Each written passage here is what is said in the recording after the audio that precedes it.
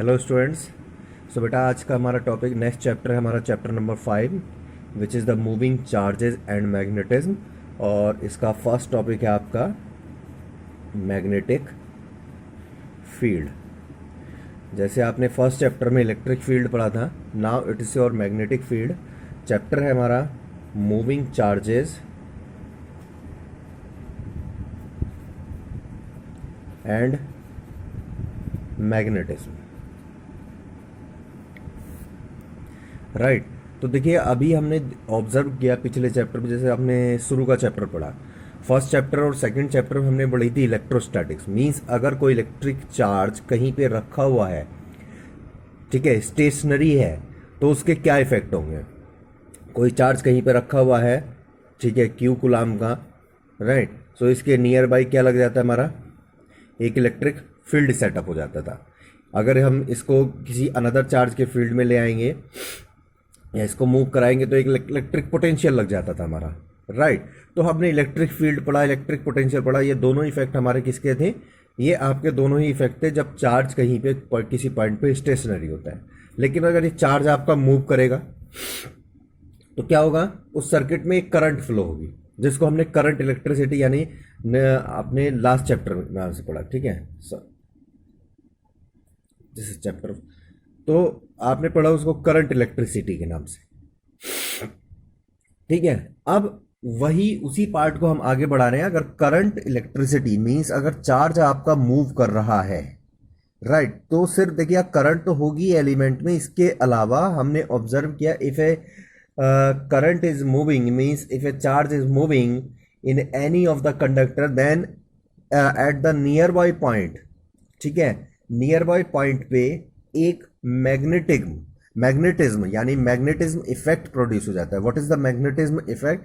Magnetism होता क्या है? It is the effect by virtue of which any object, any metal piece, ठीक है, एक्सपीरियंसेस अट्रैक्शन और रिपल्सन। अट्रैक्शन और रिपल्सन की प्रॉपर्टी आ जाती है उसके अंदर, ठीक है। वही हमारा मैग्नेटिज्म है। तो ये जो किया था, ये हमारा जो एक्सपेरिमेंट हुआ वो ओर्स्टेड एक्सपेरिमेंट कहलाया, ठीक है। उसका नाम था ओर्स्टेड एक्सपेरिमेंट। जिसने किया उस साइंटिस्ट का नाम था, सबसे पहले इसी ने ऑब्जर्व किया। इन्होंने क्या काम किया? इन्होंने एक कंपास रखी, नीडल मैग्नेट रखी, कंपास मैग्नेट,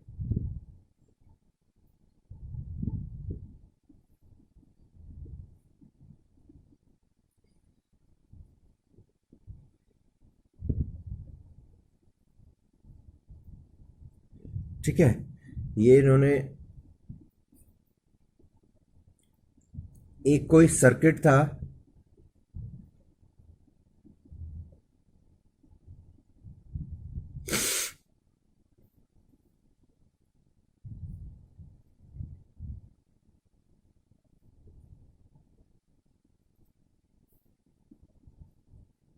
हमने कोई भी एक सर्किट ले लिया जिसमें एक बैटरी कनेक्टेड थी, ये हमारी की है, राइट।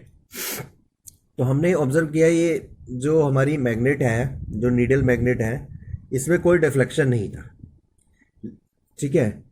ये इसका नॉर्थ पोल है, ये इसका साउथ पोल है। जैसे ही हमने यहाँ पर सप्लाई स्टार्ट की, मैं जैसे हमने की को ऑन किया, क्लोज किया, तो सप्लाई करंट जैसे ही इसमें फ्लो करना स्टार्ट किया, तो इसमें ये जो आपके पास में नीडल मैग्नेट है, इसमें एक डिफ्लेक्शन हुआ और ये डिफ्लेक्ट हो गई ऐसे, ठीक है। डिफ्लेक्शन हुआ इसमें, तो हमने डिफ्लेक्शन हुआ तो दिस मीन्स इसमें एक मैग्नेटिज्म प्रोड्यूस हुआ। तब हमने कहा कि भाई ये जो करंट है, करंट की वजह से एक मैग्नेटिक फील्ड यानी मैग्नेटिज्म प्रोड्यूस हो रहा है ऑब्जेक्ट, ठीक है। अब यही काम अगर हमने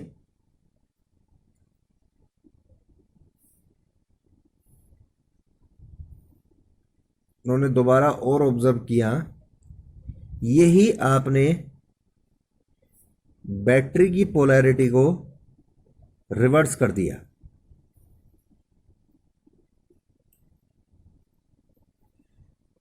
ठीक है।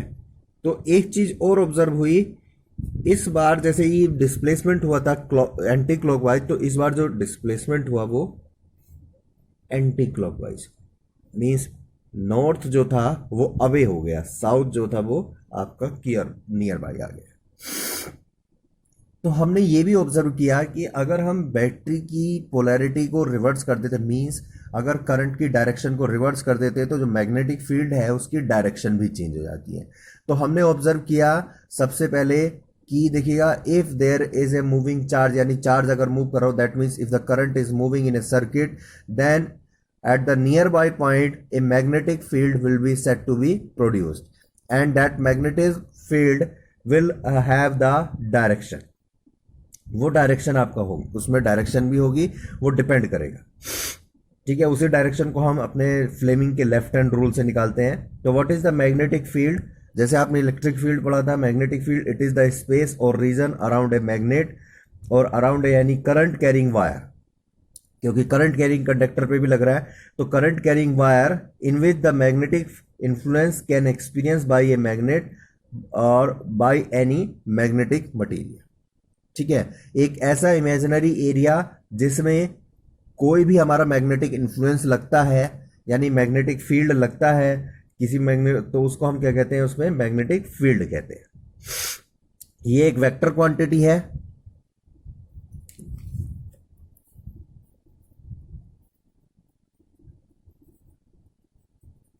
ठीक है, magnetic field, what is the magnetic field, it is the imaginary area in which any object experience a magnetic deflection, or you can say force। ठीक है, it is a vector quantity, ये एक आपका वेक्टर क्वांटिटी है। ठीक है, और unit जो है इसकी वो टेस्ला होती।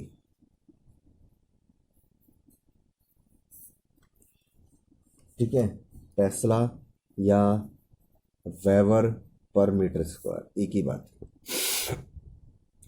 ठीक है, बी से डिनोट करते हैं इसे, वेबर पर मीटर स्क्वायर और टेस्ला।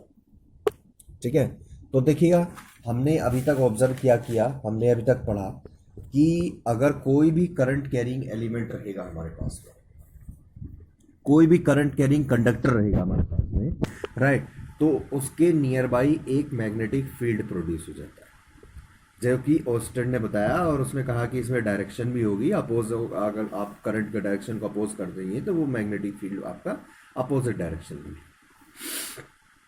ठीक है, लेकिन कितना लगेगा, ठीक है, ये ओस्टेड ने नहीं बताया था, तो वो कितना लगेगा वो आपको, ठीक है, उसका नेक्स्ट आपका बहुत ही इंपॉर्टेंट लॉ है, which is said to be your Biot Savart law. ठीक है, कितना लगेगा वो वायर्ड-सावर्त ने बताया। तो वायर्ड-सावर्त ने क्या कहा था, वायर्ड-सावर्त ने कहा था if there is any current carrying conductor, मान लीजिए एक कंडक्टर है, एक वायर है जिसमें करंट फ्लो हो रही है, से इसका हम एक स्मॉल पार्ट ले लेते हैं, से its length is your dl, current इसमें जा रही है, इस करंट कैरिंग कंडक्टर की वजह से इसके नियर बाई एक मैग्नेटिक फील्ड होगा, और वो कितना होगा, मान लीजिए हम इस dl की वजह से इस पॉइंट पे निकाल रहे हैं, P पॉइंट पे, जो कि R पोजीशन दूर है। ठीक है, तो कितना होगा वो इसने कहा था, यानी dB, ठीक है, will be directly proportional to the Idl, means current element. ठीक है, also dB is inversely proportional to the square of the distance between. ठीक है, and this dB directly proportional to IDL, oh sorry, and one more thing, it is also proportional to the sine of the angle, ये angle पे भी depend करता है जो इसका angle बन रहा है पोजीशन वेक्टर का, आई D L sine theta upon में आर स्क्वायर। ये कांस्टेंट यहाँ पर हट जाएगा, ये कांस्टेंट ऑफ प्रोपोर्शनलिटी आ गया के डिवाइडेड बाय आर स्क्वायर। ठीक है, इस कांस्टेंट ऑफ प्रोपोर्शनलिटी के की वैल्यू होती है आपके पास में म्यू नोट अपॉन में 4 पाई। ठीक है, where mu naught is your magnetic permeability. जैसे आपकी इलेक्ट्रिकल परमिटिविटी होती थी, ठीक है, स्पेस पे डिपेंड करती थी एयर उसमें कि स्पेस पे क्या हो रहे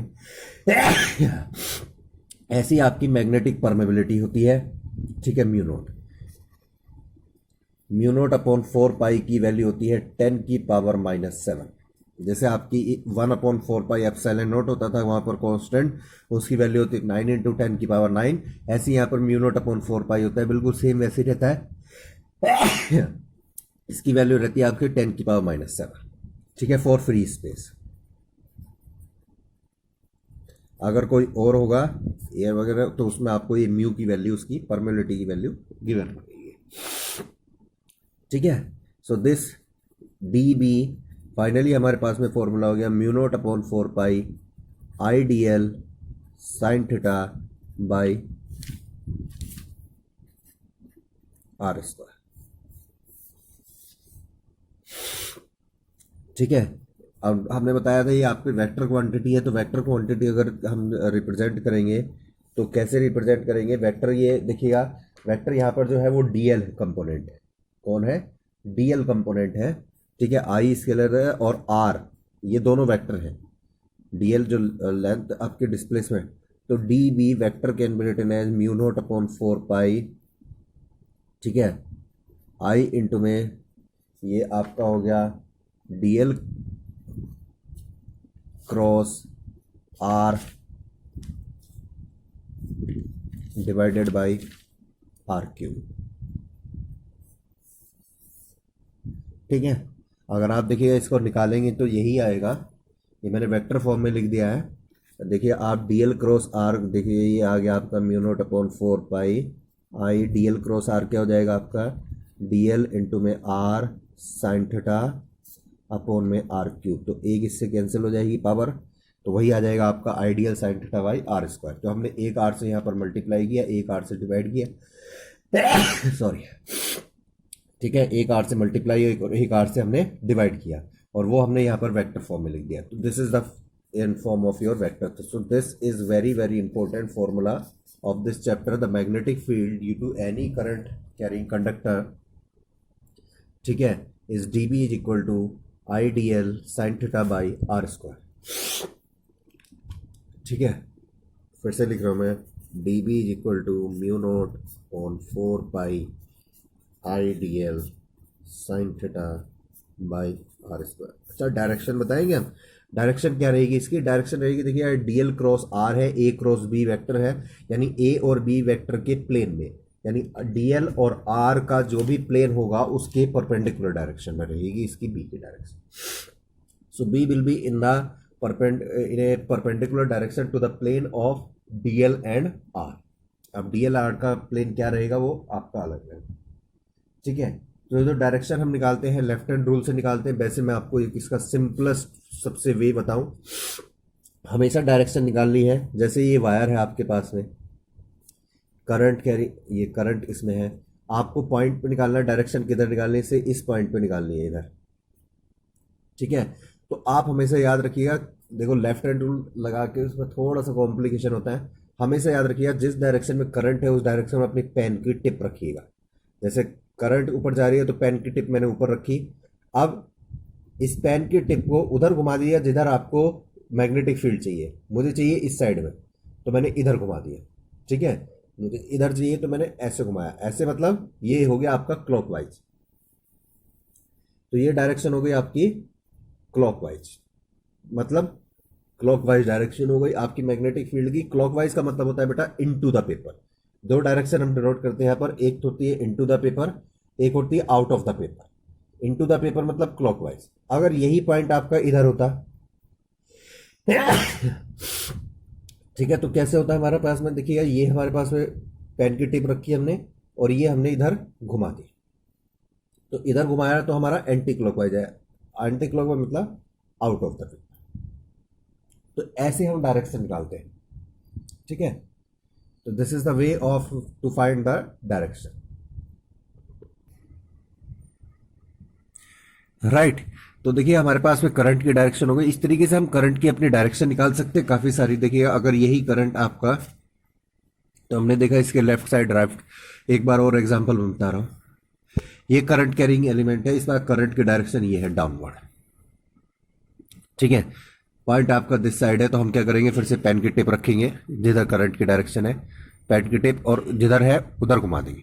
तो this is your anti clockwise मतलब आउट ऑफ द पेपर, ठीक है।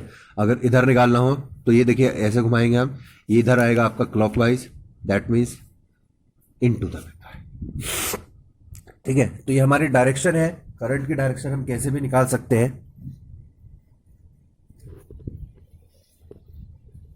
राइट। तो दिस इज द डायरेक्शन हम कैसे निकालते हैं। Now the first application of your Biot Savart law, ठीक है, that is the magnetic field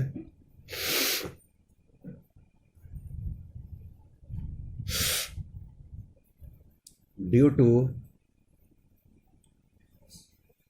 circular loop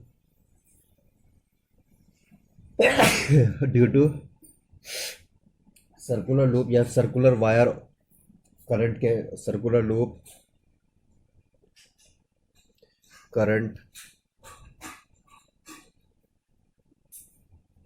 carrying at centre. This is my, ये एप्लीकेशन काफी इंपॉर्टेंट है, ठीक है। तो मान लीजिएगा कोई एक सर्कुलर लूप है, सर्कुलर वायर है हमारे पास में,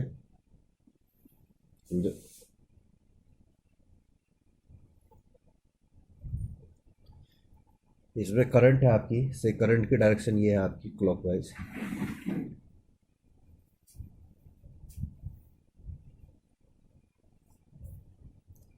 इसके सेंटर पे कितना मैग्नेटिक फील्ड होगा वो आपको बताना है, राइट। तो देखिए हमने इसका एक छोटा सा एलिमेंट ले लिया पहले, सो this is my small element D L. इसकी वजह से इस पे आपका आर हो गया, इसकी वजह से सेंटर पे कितना आपका मैग्नेटिक फील्ड आएगा। So as per बायर्ड Savart law, क्या कहता है Biot Savart law, this D B should be equal to mu naught upon 4 pi I D L sine theta by R square, right.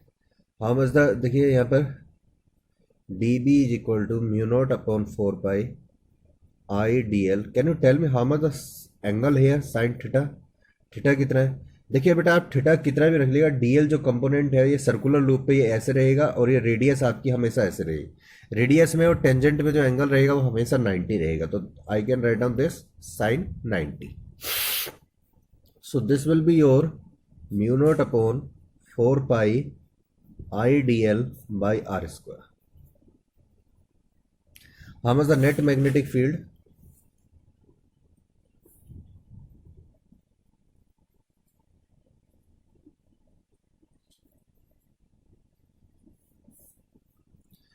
net magnetic field B, it will be equal to integration of dB. So integration of mu naught upon 4 pi I dl by r.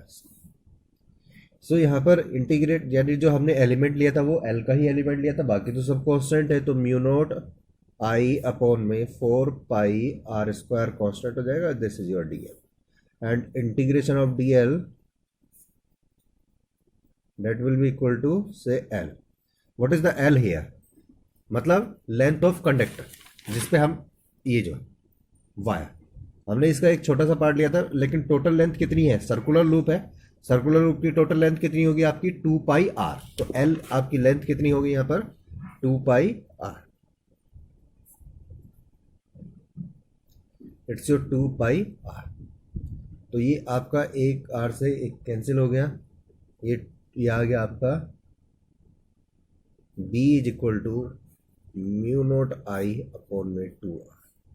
This is the magnetic field due to a circular loop at the centre, centre पे।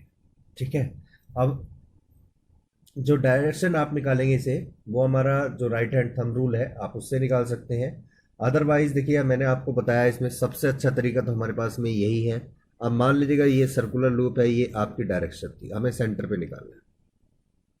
Pen की tip रखी हमने, ठीक है, और देखिए इस point पे घुमा दिया हमने, पॉइंट इधर है हमारा राइट साइड, तो ये आ गया आपका क्लॉकवाइज, क्लॉकवाइज मतलब इनटू द पेपर। तो ये इस सर्कुलर लूप, अगर ये आपका करंट भी, अगर करंट आपकी अगर क्लॉकवाइज चल रही है तो सेंटर पे जो आपकी डायरेक्शन होगी वो भी आपकी क्लॉकवाइज ही होगी, यानी इनटू द पेपर होगा। ठीक है, अगर करंट एंटी क्लॉकवाइज होती, ऐसे होती,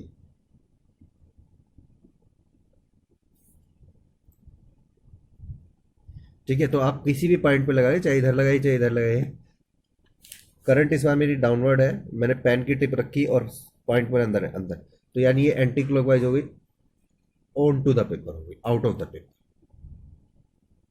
ठीक है, तो दो ही डायरेक्शन होती है हमारे पास में इसकी। ठीक है, मान लीजिएगा if there are n number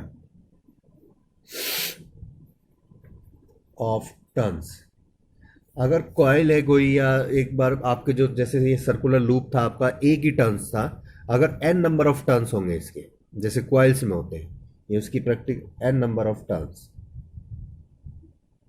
ठीक है, देन हाउ मच, तो हम b कितना हो जाएगा आपका, भाई एक के लिए इतना है म्यू नोट आई अपॉन में 2r, तो n के लिए कितना हो जाएगा, that's your mu naught n I upon में 2r।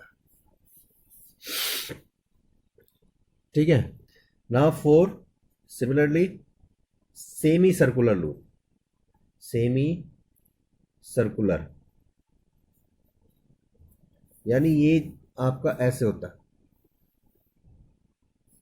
हाफ, सेमी सर्कुलर तब कितना होता है, तो देखिए सिंपल सा है, हमने जो यहाँ पर किया था b इज इक्वल टू हमारा पास आया था mu naught upon 4πr² into में l, ये जो इंटीग्रेट यहाँ तक तो सेम ही आएगा। ठीक है, सिर्फ l की वैल्यू जो 2πr थी, इसमें l की वैल्यू कितनी हो जाएगी आपके पास में पाई इंटू r, क्योंकि ये सेम ही सर्कुलर है, तो ये आपके पास में आ जाएगा b is equal to finally mu naught I upon में 4r। ठीक है, फॉर एन आर्क, मान लो कोई एक आर्क, कोई भी, इस बार ना सेमी सर्कल, कुछ भी आर्क हो सकती है, चाहे वो क्वार्टर सर्कल हो या व्हाटएवर, ऐसे।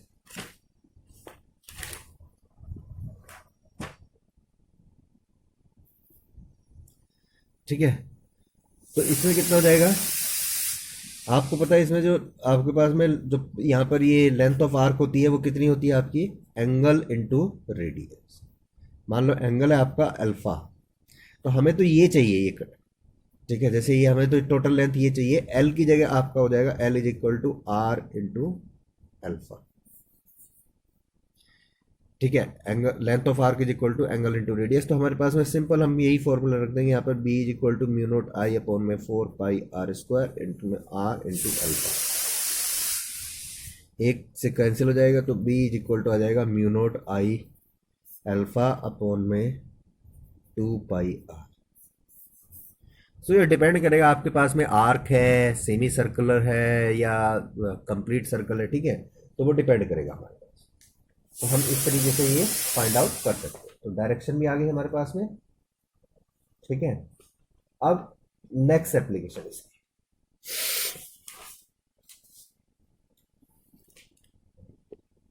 ठीक है, now magnetic field due to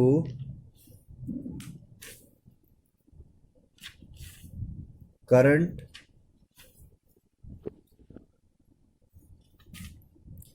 carrying circular coil on the axis passing through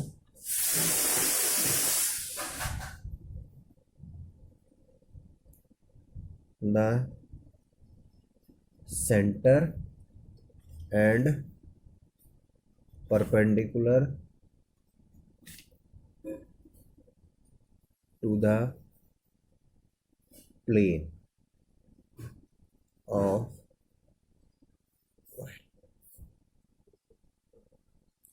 ठीक है। ये एप्लीकेशन कुछ आपको ऐसी ही लग रही होंगी जैसे गुलाम स्लो की एप्लीकेशन होती थी, आपके पास में इलेक्ट्रिक फील्ड हम निकालते थे एक एक्सियल पॉइंट पे, एक इक्वेटोरियल पॉइंट पे, वो इसी तरीके से है ये।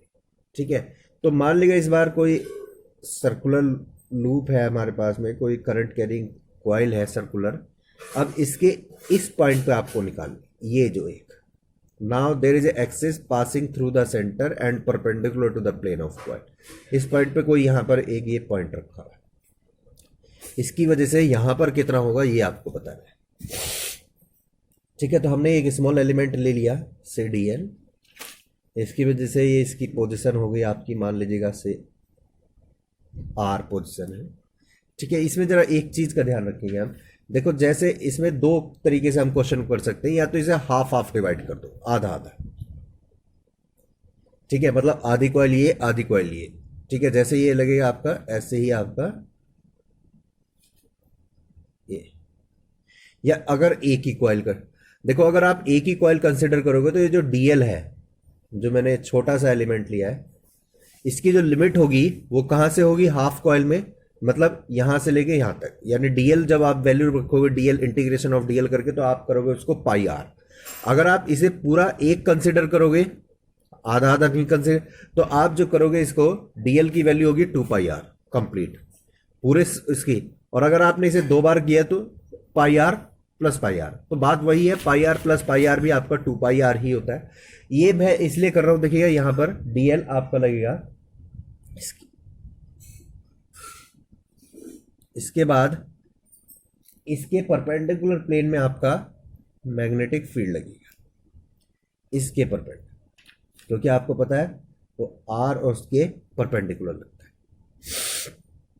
अगर मान लीजिएगा ये हमारे पास में जो पोजीशन है, इसकी रेडियस जो है सर्कुलर की वो आर है, ये एक्स पोजीशन पे है हमसे, यानी इसकी जो डिस्प्लेसमेंट है वो एक्स है,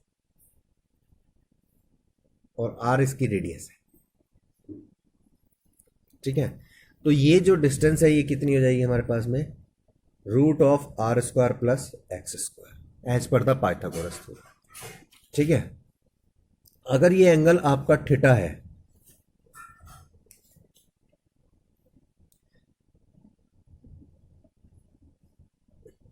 अगर ये एंगल हमारा थीटा है तो ऑब्वियसली बात है ये एंगल भी हमारा थीटा ही होगा, क्योंकि देखो ये थीटा है, ये कंप्लीट 90 है तो 90 माइनस थीटा, और फिर से ये 90 है तो 90 माइनस 90 माइनस थीटा, यानी 90 90 कैंसिल हो जाएगा, सिर्फ आपके पास थीटा बचेगा। ठीक है,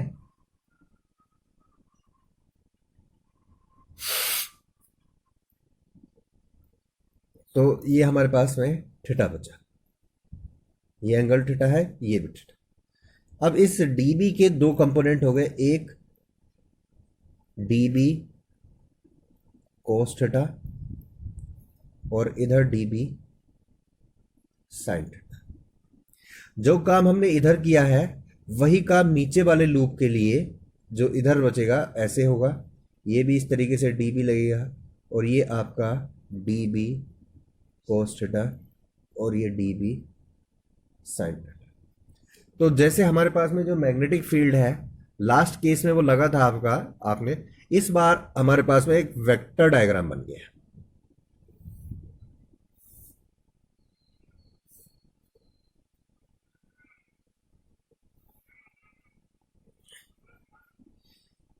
ठीक है, ये डी बी कोस्टटा, डी बी कोस्टटा, ये डी बी साइन थीटा, ये डी बी साइन थीटा। ठीक है, ये समझाने के लिए मैंने आपके लिए किया। आप जरा ध्यान देंगे यहां पर, ये जो डी बी साइन थीटा है यानी वर्टिकल डायरेक्शन में, यहां पर दो डायरेक्शन होगी, एक हॉरिजॉन्टल में मैग्नेटिक फील्ड लगा और एक वर्टिकल में, क्योंकि ये किसी एंगल पे लग रहा था।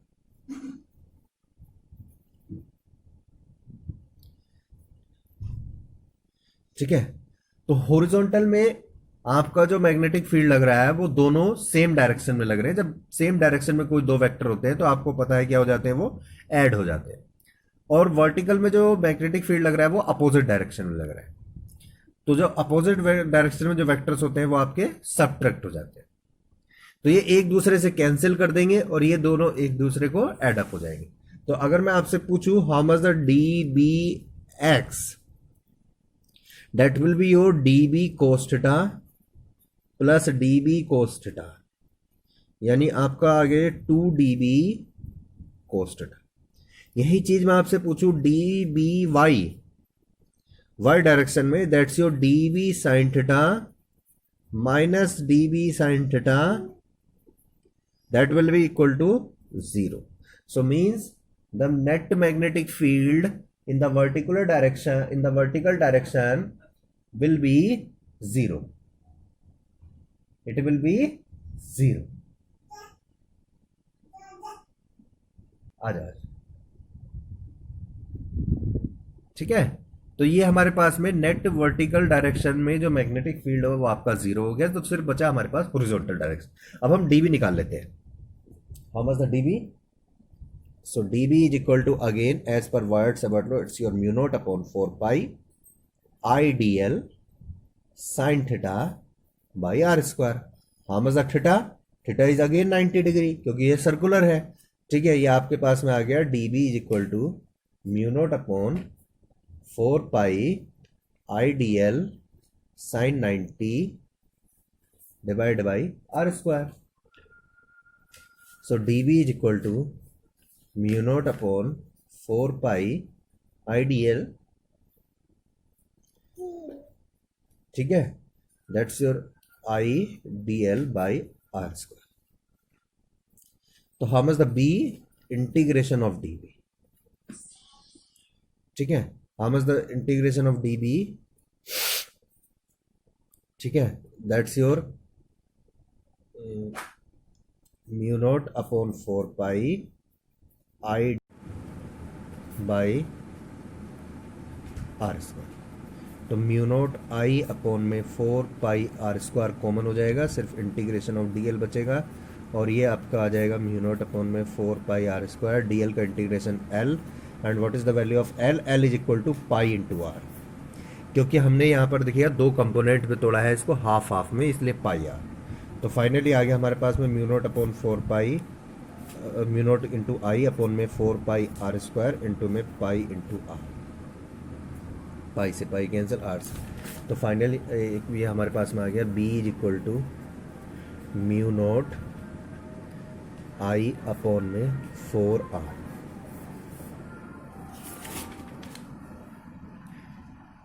ठीक है, ये आ गया हमारे पास। तो म्यू नोट आई अपॉन में 4 आर।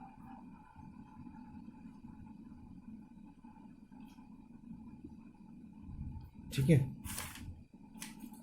क्लियर है? अच्छा, इससे एक सेकेंड गलत हो गया यहाँ पर। ये जो आर है, आर को मैं यहाँ पर ना कैपिटल आर ले लेता हूँ। दिस इज योर से capital R, because small R is the radius, capital R is the position.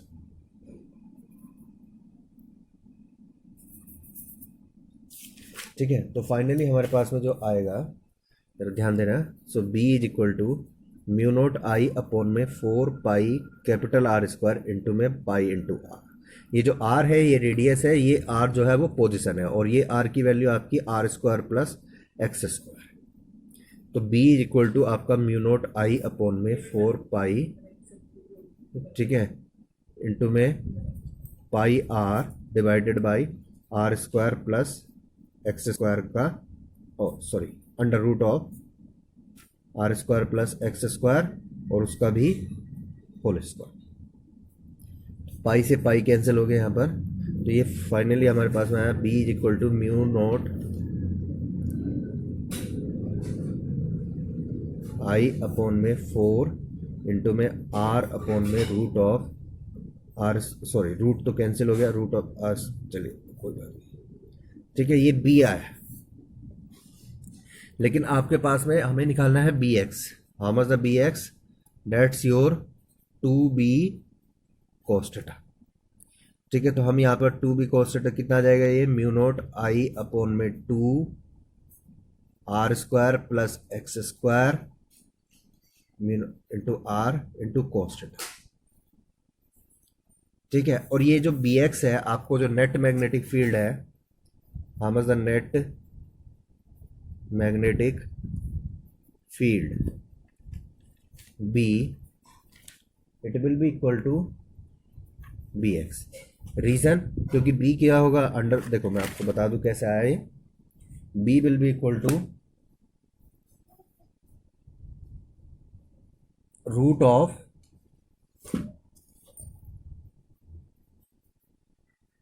B X square plus B Y square, यही होता है। सिंस यहाँ पर वाई डायरेक्शन में जो मैग्नेटिक फील्ड है वो 0 है, तो b कितना बचा आपका, बी एक्स के इक्वल बचा, ठीक है। तो b है हमारा बी एक्स के इक्वल। तो फाइनली हमारे पास में जो फॉर्मूला आया, ठीक है, वो आपके पास में आ गया है b is equal to mu naught I R upon में 2 R square plus X square into में cos theta. How much the cos theta? cos theta कितना है, जरा ट्राइंगल में आइए, इस वाले में ये हमारा एंगल थीटा था, ठीक है। थीटा होता है आपके पास में, cos थीटा होता है बेस अपॉन हाइपोटेनियस, ठीक है। ये एंगल हमारे पास में थीटा था, हाइपोटेनियस कौन सा होगा यहाँ पर, ओ सॉरी एक सेकंड बेटा, एक सेकंड गलत हो गया, ये कोस नहीं साइन था, हमने ध्यान दीजिए जरा। हाँ देखो यहाँ पर तो हमने स्टार्ट किया था, राइट। तो ये B X is equal to, ये हमने गलत कर, यहाँ पर देखो जरा ध्यान दो, 2 db sine theta, db sine theta, तो that's your db sine theta plus db sine theta, तो ये हो गया हमारे पास में 2 db साइन थीटा, और ये था db cos theta minus db cos theta, ये आपके पास 0 हो गया, ठीक है। क्योंकि देखो इधर ये जो कंपोनेंट है ये cos है, और ये जो कंपोनेंट है वो आपका साइन, ठीक है। यहाँ जरा ध्यान दो, क्योंकि एंगल के साथ जो है वो cos है, एंगल से जो दूर है वो साइन है। ऐसे यहाँ पर ये एंगल था, एंगल के साथ जो था वो cos था, एंगल से दूर आपका साइन था।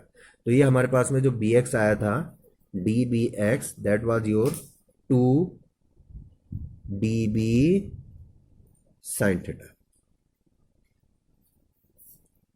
ठीक है। और जो dby था वो आपका 0 था, डन। तो ये हमारे पास में बेटा साइन थीटा आएगा, ना कि cos थीटा। तो ये सब यहाँ पर आप करेक्ट कर लो इसको,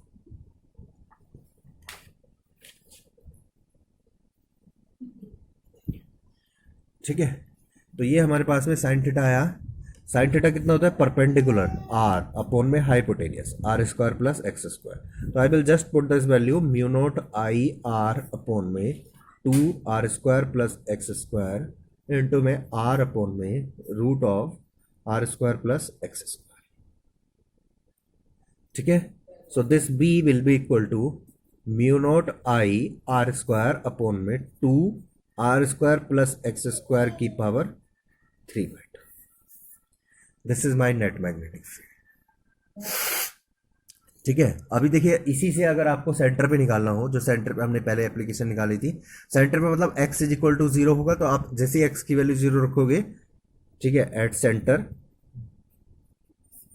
x इज इक्वल टू 0, तो बी की वैल्यू आ जाएगी, देखो mu naught I R square upon में 2, आर स्क्वायर उसकी पावर 3/2, ये कैंसिल हो गया तो यानी आर की पावर 3। फाइनली आ गया आपके पास म्यू नोट अपॉन में 2 आर, जो कि हमने अभी थोड़ी देर पहले डेरिवेशन किया था। तो ये हमारे पास में डेरिवेशन है, ठीक है। इसके बाद डायरेक्शन, डायरेक्शन का मैंने आपको सिंपल रूल बताया, डायरेक्शन फिर से वही। तो हमने ऑब्जर्व करेंगे इसमें, अगर आपके पास में कोई क्वाइल है जिसमें आपकी जो डायरेक्शन है, करंट की डायरेक्शन अगर एंटी क्लॉकवाइज है, तो आप जो आपका जो मैग्नेटिक फील्ड आया था एंटी क्लॉकवाइज में, वो क्या आया था हमारे पास में, अवे, मतलब दूर जाते हुए, आउट ऑफ द पेपर था। तो ऐसे ही इसमें क्वाइल से होगा अवे, ठीक है। इस बार जो पॉइंट है, पॉइंट थोड़ा एक्सियल पॉइंट पे है, यानी नॉर्मल डायरेक्शन में, तो अवे उसको हम कहेंगे अवे। तो हमारे पास में वही रहेगा, अगर कोई क्वाइल है जिसमें आपकी अगर एंटी क्लॉकवाइज डायरेक्शन है, ठीक है, तो इसकी वजह से आएगा आपका अवे, और क्लॉकवाइज है,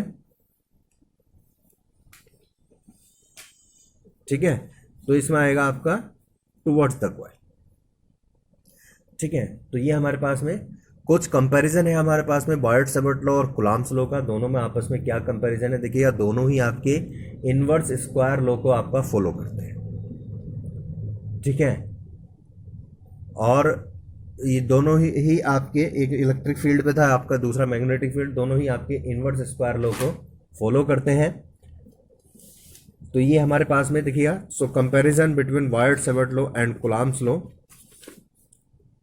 ठीक है। तो what are your comparison, that's your both are long range since both depend inverse to the square of the distance from the source to the point, ठीक है। The principle of superposition is applicable, दोनों में principle of superposition applicable है। The electrostatic field is produced by the scalar source D Q, while the, यहाँ पर एक ये difference है, जो इलेक्ट्रोस्टैटिक फील्ड यानी इलेक्ट्रिक फील्ड था वो एक स्केलर क्वांटिटी क्यू की वजह से होता था, लेकिन जो मैग्नेटिक फील्ड है वो एक वेक्टर क्वांटिटी जो करंट एलिमेंट है आईडीएल की वजह से होता है, ठीक है। वहां पर आपका एंगल पे कोई डिपेंडेंसी नहीं थी, लेकिन बॉयड-सावर्त लॉ आपका एंगल पे डिपेंडेंट है, ठीक है। और इलेक्ट्रोस्टैटिक फील्ड जो था वो along the displacement vector joining the source and field था, जबकि ये आपका परपेंडिकुलर प्लेन होता है डिस्प्लेसमेंट वेक्टर और पोजीशन, वो आर के अलोंग होता था, ये डीएल क्रॉस आर यानी डीएल और आर के प्लेन के परपेंडिकुलर होता है। So this is the difference, ये 3 डिफरेंस है, ठीक है। यानी एक ये आपका स्केलर क्वांटिटी की वजह से होता है, सॉरी इलेक्ट्रिक फील्ड स्केलर की वजह से होता था, वेक्टर आपका मैग्नेटिक क्वांटिटी की वजह से होता है, जबकि आपका जो ये एंगल डिपेंडेंसी है उस पर एंगल डिपेंडेंसी नहीं थी, और साथ ही आपका ये जो डिपेंड करता है ये आपका आर की पोजिशन, आर की डायरेक्शन में होता था, जबकि ये प्लेन के परपेंडिकुलर होता है, राइट। और दोनों पर दोनों सुपरपोजिशन अप्लाई करते हैं और दोनों ही इनवर्स स्क्वायर लॉ को फॉलो करते हैं, ये आपकी सिमिलर। तो ये आपका टॉपिक 1 यहाँ पर समाप्त।